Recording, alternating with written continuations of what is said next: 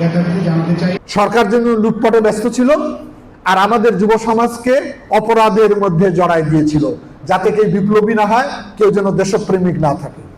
কিন্তু এই সরকারের ভুল প্রমাণিত হয়েছে এই 5ই আগস্ট। সেই মাসে আমরা পদার্পণ করেছি।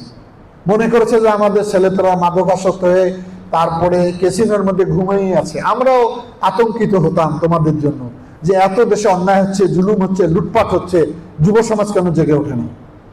কিন্তু সেই যুব সমাজ যখন জেগে উঠেছে, তখন তাদের বঙ্গোপসাগরে ভেসে যাওয়া ছাড়া আর কোনো উপায় ছিল না।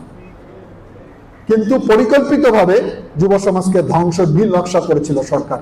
লেখাপড়া নষ্ট করে দিয়েছে, পাশাপাশি এই যে পার্শ্ববর্তী দেশ থেকে অবাধে মাদক আসতেছে, সমস্ত মাদকের ফ্যাক্টরি আমার সীমানার পাশে। এই যে জাতি কোথায় গিয়ে দাঁড়িয়েছি আমরা, এখান থেকে তোমাদের দৃষ্টিতে আমরা নতুন বাংলাদেশ করতে চাই।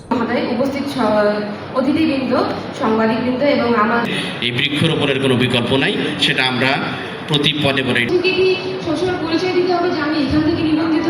আমি তো মনে করি এই বন্যার সত্য থেকে কাজে লাগে আপনি লালমনিরহাটকে আরো সুন্দরভাবে সাজাবেন। পক্ষে আপনার সাথে আমরাও আছি, আমরাও আপনার সাথে কাজ করতে চাই।